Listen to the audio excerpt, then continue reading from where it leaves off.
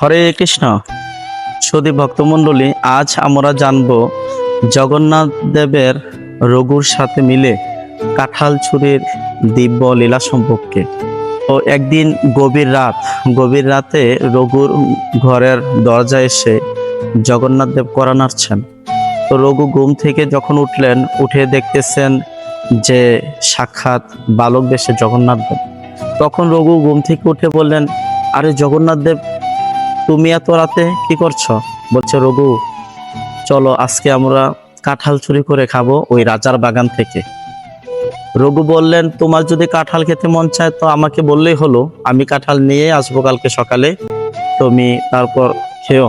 তখন বললো, আরে না রঘু, আজকে আমরা কাঁঠাল চুরি করে খাবো।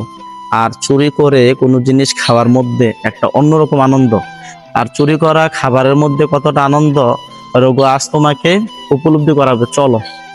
তো রঘু কি করবে? প্রভু জগন্নাথের ইচ্ছা। তখন রঘুর ইচ্ছা না থাকা সত্ত্বেও গভীর রাতে জমিদারের রাজার বাগানে রঘু এবং জগন্নাথ মিলে যায়।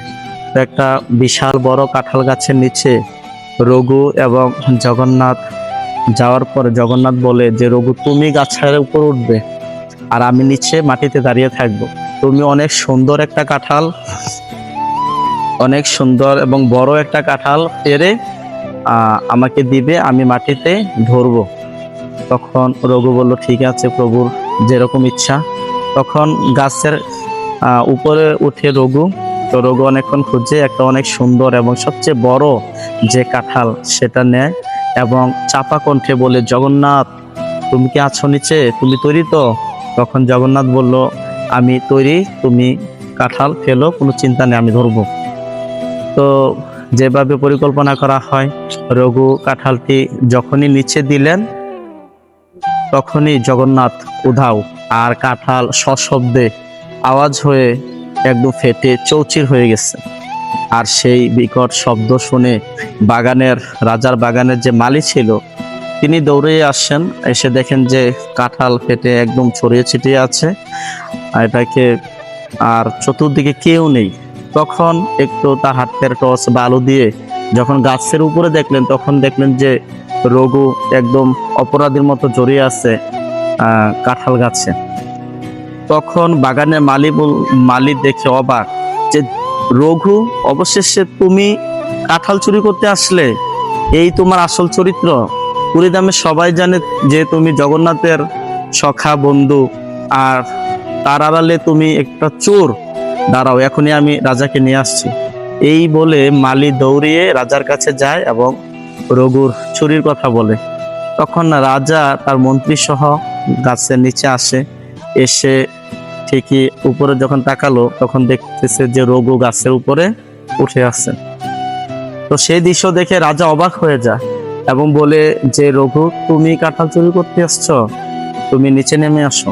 যখনই আসলো তখন বলছে যে, রঘু কি হয়েছে বলো? তোমার যদি কাঁঠাল খেতে মন চায় তবে তুমি আমার কাছে বলতে, তোমার কি দরকার ছিল রাতে এসে গাছে ওঠার? আমি তোমার বাড়িতে নিজে কাঁঠাল পেরে বাড়িতে পৌঁছে দিতাম, কারণ আমরা জানি যে তুমি জগন্নাথের কত বড় একজন মহান প্রিয় ভক্ত। তো কি হয়েছে রঘু, তুমি আমার কাছে খুলে বলো।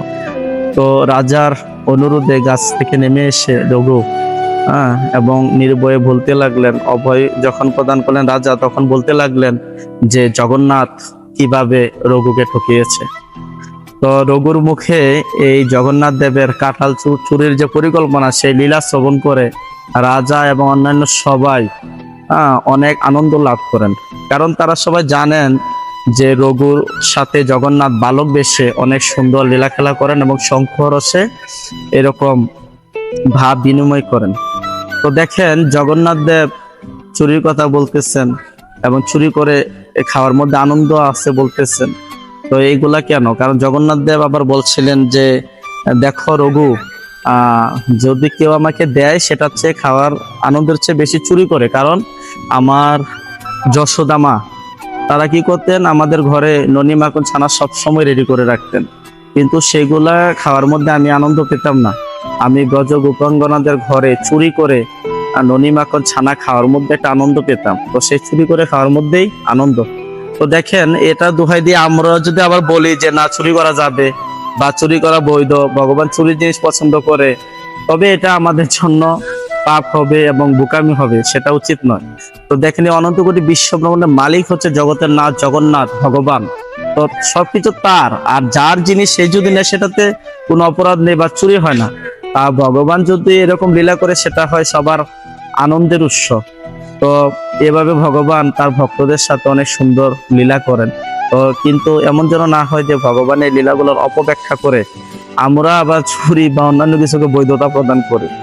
তো সবাই ভালো থাকবেন, আর এই জগন্নাথের এই অপ্রাকৃত লীলা শ্রবণ করে আর সবাই প্রীতি লাভ করবেন। হরে কৃষ্ণ।